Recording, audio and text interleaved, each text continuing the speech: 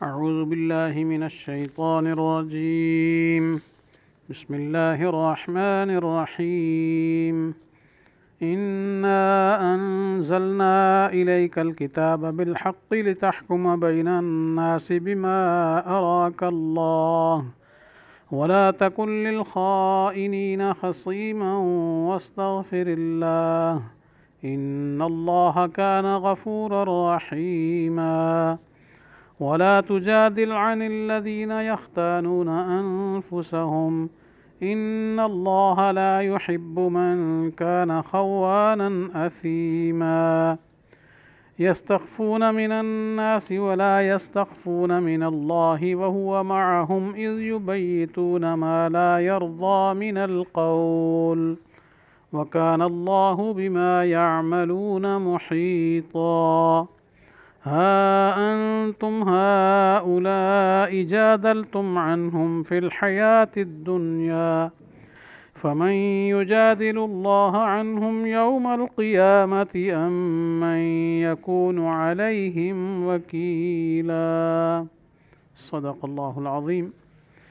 ان آیات کا ترجمہ یہ ہے بے شک ہم نے آپ کے پاس یہ نوشتہ بھیجا ہے واقعے کے موافق تاکہ آپ ان لوگوں کے درمیان اس کے موافق فیصلہ کریں جو کہ اللہ تعالیٰ نے آپ کو بتلا دیا ہے، اور آپ ان خائنوں کی طرف داری کی بات نہ کیجیے اور آپ استغفار فرمائیے، بلا شبہ اللہ تعالیٰ بڑے مغفرت کرنے والے بڑے رحمت والے ہیں.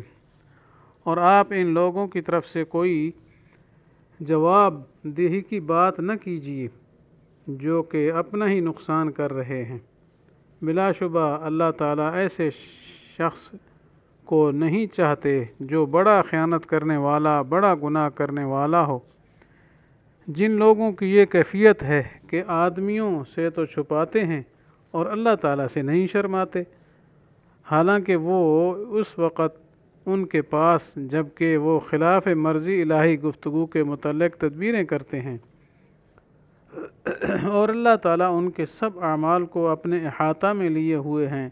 ہاں تم ایسے لوگ ہو کہ تم نے دنیوی زندگی میں تو ان کی طرف سے جواب دہی کی باتیں کر لیں، سو خدا تعالیٰ کے روبرو قیامت کے روز ان کی طرف سے کون جواب دہی کرے گا، یا وہ کون شخص ہوگا جو ان کا کام بنانے والا ہوگا.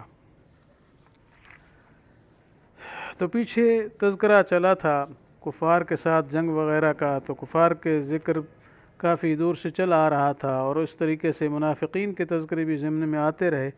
تو اب خاص ایک واقعہ ہے جو منافقوں نے کیا، جی اس کا تذکرہ کیا جا رہا ہے.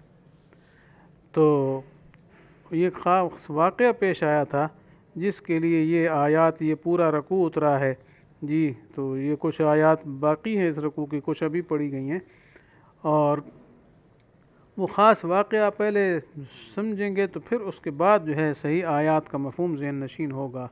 اس لیے اصل واقعہ جو ہے وہ سنیے.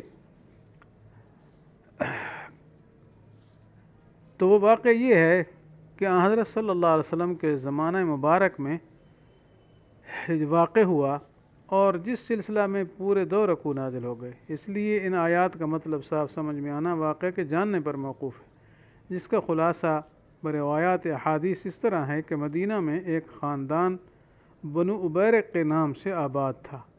ان میں سے ایک شخص بشیر نامی جو منافق تھا، اور بعض روایات میں یہ ہے کہ اس کا نام طعمہ بتلایا ہے، اور بظاہر یہ مسلمان بنا ہوا تھا مگر در حقیقت منافق تھا. تو اس شخص نے ایک انصاری حضرت رفاعہ کے گھر میں نقب لگا کر چوری کر لی، اور چوری کی صورت یہ ہوئی کہ ہجرت کے ابتدائی زمانہ میں عام طور پر مسلمان غریب تھے، فقر و فاقرہ کے ساتھ تنگی سے گزر بسر کرتے تھے، اور زیادہ تر ان لوگوں کی خوراک جو تھی وہ جو کا آٹا ہوتا، جو کھاتے یا کھجوریں. البتہ گندم جو ہے اس کا آٹا بھی کبھی کبھی ان کو مل جاتا، لیکن بہت کم میسر تھا، مدینہ میں ملتا ہی نہیں تھا، بلکہ ملک شام سے یہ آتا تھا. تو بہرحال کچھ لوگ پھر خرید لیتے تھوڑا بہت مہمانوں کے لیے یا کوئی خاص ضرورت کے لیے.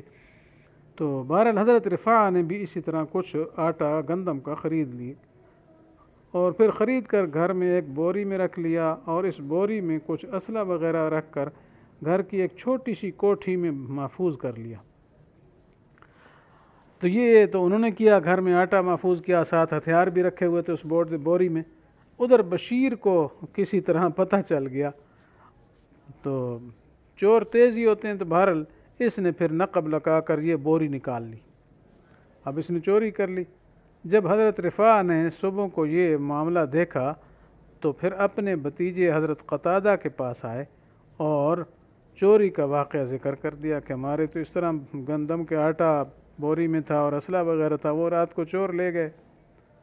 تو خیر انہوں نے پھر مل کر محلہ میں تفتیش شروع کر دی، تو بعض لوگوں نے یہ بتایا کہ رات ہم نے دیکھا ہے کہ بنو عبیرہ کے ہاں آگ وغیرہ جل رہی ہے۔ تو بہرحال یہ قرائن تھے، تو قوی قرائن جب کی بنا پر ان کو شبہ ہو گیا کہ یہ بشیر لے گیا ہے،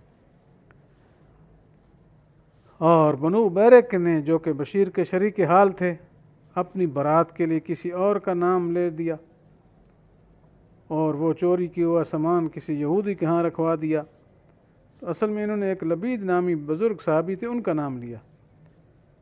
تو بہرحال ان کا نام لیا تو وہ تلوار لے کر آ گئے، تو انہوں نے کہا میں اس وقت تک تلوار نہیں رکھوں گا جب تک حقیقت نہیں کھلتی، میں چور ہوں۔ تو بہرحال پھر انہیں بنی عبیرہ نے ان کو آہستہ سے کہا نہیں تو چور نہیں ہے، یہ تم آرام سے رہو، ہم چوری یہ کسی اور کی ہے، کسی اور نے کی ہے، یہ ہے وہ ہے۔ تو بہرحال اس کا نام پھر انہوں نے چھوڑ دیا۔ تو سامان جو ہے یہودی کے گھر پہنچا دیا۔ تو اب جب تفتیش تحقیق ہوئی تو سامان تو یہودی کے گھر سے برآمد ہو گیا، اس کی صورت یہ کہ اسلحہ بھی ادھر رکھ دیا، اور آٹا لے گئے تو معمولی سوراخ تھا تو وہ آٹا یہودی کے گھر تک گراتے گئے تاکہ تفتیش کرنے والے وہاں پہنچیں گے تو آٹا وہاں مل جائے گا۔ تو جب یہودی کے پاس پہنچے تو مال تو برآمد ہو گیا وہاں سے۔ تو یہودی سے پوچھا تو اس نے تو کہا یہ سامان تو اس کو بشیر نے دیا ہے، اور اس نے ساتھ ساتھ قسم بھی کھا لی کہ میں نے چوری نہیں کی، میرے پاس تو یہ بشیر جو ہے نا جو بنو عبیرہ میں سے ہے یہ سامان رکھوا گیا ہے۔ تو موٹی بات یہ کہ حضرت رفاع نے اپنے بھتیجے حضرت قتادہ کو پھر رسول اللہ صلی اللہ علیہ وسلم کی خدمت میں بھیج کر اس واقعے کی اطلاع دی، اور یہ بھی کہا کہ ہماری تفتیش یہی ہے کہ بنو عبیرہ کے جو شخص ہے نا بشیر، ہمارا گمان غالب یہ کہ یہ ہمارا چور ہے۔ تو آپ نے بھی وعدہ فرما دیا کہ تحقیق کریں گے۔ اب بنو عبیرہ کو جب یہ پتہ چلا کہ ہماری شکایت آپ صلی اللہ علیہ وسلم کے دربار میں ہو گئی، تو وہ سب نے مشورہ کر کے اور جمع ہو کر اور دوسرے اہل محلہ کو بھی کچھ ساتھ ملا لیا، تو رسول اللہ صلی اللہ علیہ وسلم کی خدمت میں حاضر ہو گئے اور حضرت رفاع اور حضرت قتادہ کی شکایت کی بغیر ثبوت شرعی کے اور بغیر گواہوں کے ایک مسلمان گھرانے پر چوری کی تہمت لگا رہے ہیں، حالانکہ چوری شدہ مال تو وہ یہودی کے گھر سے برآمد ہوا ہے، لہذا ہم کیسے چور ہو گئے؟ تو لہذا آپ ان کو روکیں اور کہ یہ ہمارے نام نہ لگائیں اور یہودی پر دعویٰ کریں جس کے گھر سے یہ مال برآمد ہوا ہے۔ اصل مقصد ان کا یہ تھا کہ رسول اللہ صلی اللہ علیہ وسلم اس مقدمہ میں ان کی طرفداری کریں اور یہودی کو مجرم ٹھہرائیں۔ اب یہ واقعہ تو پیش ہو گیا۔ اب آپ صلی اللہ علیہ وسلم نے جب ظاہری حالات دیکھے، ظاہری حالات تو یہی تھے کہ چوری یہودی کے گھر سے برآمد ہوئی ہے، اور بشیر اور بنو عبیرہ کے بارے میں جو وہ الزام لگا تھا بظاہر ان کے لیے کوئی ثبوت نہیں تھا، اس لیے ظاہری حالات کو دیکھ کر آپ صلی اللہ علیہ وسلم کا بھی رجحان اس طرف ہو گیا تھا کہ یہ ایک یہودی کا کام ہے۔ اور بعض روایت میں یہ بھی ہے کہ آپ نے ارادہ بھی کر لیا تھا کہ یہودی پر فیصلہ کیا ہے وہ پورا کیا جائے اور اس کی سزا چوری کی اس پر نافذ کی جائے اور ہاتھ کاٹا جائے، صرف رجحان ہی بنا تھا، آپ نے کوئی عملی طور پر فیصلہ نہیں کیا تھا۔ تو ادھر جب حضرت قتادہ حضرت صلی اللہ علیہ وسلم کی خدمت میں حاضر ہوئے تو آپ نے ارشاد فرمایا کہ تم بغیر دلیل و ثبوت کے بے سند ایک مسلمان گھرانے پر چوری کا الزام لگا رہے۔ تو اس پر حضرت قتادہ اس معاملہ میں بہت غمگین ہوئے، بہت رنجیدہ ہوئے اور افسوس کیا کہ کاش میں اس معاملہ میں حضرت صلی اللہ علیہ وسلم کے سامنے کوئی بات نہ کرتا۔ تو انہوں نے آ کر پھر اپنے چچا حضرت رفاع سے یہ اس طرح کہا کہ آپ صلی اللہ علیہ وسلم تو یہ فرما رہے ہیں۔ حضرت رفاع کو جب یہ معلوم ہوا کہ آپ صلی اللہ علیہ وسلم نے ایسا ارشاد فرمایا تو انہوں نے بھی صبر کیا اور کہا واللہ المستعان، اور پھر آگے کچھ نہیں بولے، خاموش ہو گئے۔ تو بہرحال یہ واقعات گزر گئے، ٹھیک ہے۔ تو ابھی اس معاملے پر کچھ تھوڑا ہی وقت گزرا تھا کہ قرآن پاک کے یہ دونوں رکوع جو ابھی شروع کیا ہم نے، پہلے رکوع کی کچھ آیات پڑھی ہیں تو اگلے رکوع تک یہ نازل ہو گئے، جس کے ذریعے رسول اللہ صلی اللہ علیہ وسلم کو واقعہ کی حقیقت بتلا دی گئی اور ایسے معاملات کے متعلق عام ہدایات دی گئیں۔ اور وہ ہدایات اگرچہ ایک خاص واقعے کے متعلق ہیں، لیکن ان ہدایات کا تعلق جو ہے نا آگے ہمیشہ کے لیے دوسرے اس قسم کے واقعات کے لیے جس میں اس قسم کے مسائل پیش آئیں تو قرآن کریم نے رہنمائی کی ہے۔ تو بہرحال قرآن کریم نے بنو بیرک کی چوری کھول دی اور یہودی کو بری کر دیا، جو دراصل چور وہ نہ تھا بیچارہ۔ تو مسروقہ مال آپ صلی اللہ علیہ وسلم کی خدمت میں پیش کیا گیا تو آپ نے وہ حضرت رفاعہ کو واپس دلا دیا۔ تو اس طرح جب بنو بیرک کے بشیر کی چوری کھل گئی تو وہ ناخوش ہو کر اور اس ڈر سے کہ اب اس کا ہاتھ نہ کاٹا جائے فوراً مدینہ سے بھاگ کر مکہ چلا گیا اور مشرکین کے ساتھ مل گیا۔ تو بہرحال اگرچہ پہلے سے وہ منافق تھا تو پھر تو کھلا کافر ہو گیا، اور اگر پہلے مسلمان تھا منافق نہیں تھا تو اب مرتد ہو کر بہرحال کفار کے ساتھ مل گیا۔ اور دوسری روایت میں یہ بھی ہے کہ اللہ اور رسول کی مخالفت کے وبال نے اس کو مکہ میں بھی چین سے نہ رہنے دیا، ٹھیک۔ تو پھر وہاں جب کسی عورت کے گھر جا کر اس نے پناہ لی، وہاں رہتا تھا، تو عورت کو جب یہ واقعہ پتہ چلا کہ یہ تو مدینہ سے چوری کر کے اور پھر چوری کے سزا سے ڈر کے بھاگا ہے، تو اس نے بھی اپنے گھر سے نکال دیا۔ پھر اس طرح پھر کسی اور مکان کی اس نے دوبارہ نقب لگائی، چونکہ عادت چوری کی تھی تو انسان کی عادت جو ہے وہ ضرور کہیں نہ کہیں نکلتی ہے۔ پھر وہاں چوری کی نقب لگائی، جب دیوار کی نقب لگا رہا تھا تو دیوار اس کے اوپر گر گئی اور یہ وہیں دب کر مر گیا۔ ویسے پہلے بھی کہتے ہیں یہ بڑا خطرناک آدمی تھا، یہ صحابہ کرام کی حجب کیا کرتا تھا، صحابہ کرام کے نام کی بجائے اور نام لگا لیتا تھا اور اشارتاً ان کی حجب ان کو سمجھ آ جاتی تھی۔ تو بہرحال آپ صلی اللہ علیہ وسلم نے پھر کیا ہے یہ سارا معاملہ جو ہے وہ سمجھا دیا سب کو، تو جس اصل چور تھا وہ ظاہر ہو گیا اور جو مجرم نہیں تھا اس پر الزام لگایا گیا۔ تو انہی آیات میں اس کا تذکرہ انا انزلنا الیک الکتاب بالحق، بے شک ہم نے آپ کی طرف کتاب اتاری ہے حق، لتحکم بین الناس بما اراک اللہ، جی تاکہ آپ لوگوں کے درمیان فیصلہ کریں جو اللہ تعالیٰ نے آپ کو بتلا دیا۔ تو وہی کہ حق اصل چور کون ہے۔ آگے فرمایا ولا تکن للخائنین خصیما، آپ جو ہے خائنین کے طرفدار نہ بنیں۔ خائنین سے مراد وہ بنو ابیرق تھے جی، جو گڑبڑ کر رہے تھے، جنہوں نے مشورہ کیا تھا اور کہا کہ یہودی کے گھر رکھ دو سامان اور یہ کہو جی ہمارے خلاف تو ویسے الزام ہے۔ تو آپ صلی اللہ علیہ وسلم کو چونکہ میلان تھوڑا سا ہو گیا تھا کہ یہودی چور ہے ظاہری حالات دیکھ کر، تو اس لیے اللہ تعالیٰ نے روک دیا کہ آپ خائنین کی طرف سے جھگڑا کرنے والے، ان کی حمایت کرنے والے نہ بنیں۔ حالانکہ آپ بنے نہیں تھے، مقصد یہ کہ جیسے پہلے نہیں بنے اب بھی نہیں بننا ہے۔ اور فرمایا یہ جو رجحان ہوا ہے یہ اگرچہ گناہ نہیں ہے پھر بھی واستغفر اللہ، اللہ تعالیٰ سے معافی مانگیے۔ یا مطلب یہ ہے کہ جو مسلمان کیا ہے دیکھ رہے تھے اور ان کا خیال یہ تھا کہ کچھ چور یہودی ہے، تو ان سے یہ جو غلطی ہے ان کے لیے معافی اللہ سے مانگیے۔ ان اللہ کان غفورا رحیما، بے شک اللہ تعالیٰ بخشنے والے ہیں، رحم کرنے والے ہیں۔ آگے فرمایا ان لوگوں کی طرف سے آپ کیا ہے نہ جھگڑیے، یہ کیونکہ یہ چاہتے تھے نا بنو بیرک کہ ہماری طرفداری کی جائے، جنہوں نے کیا ہے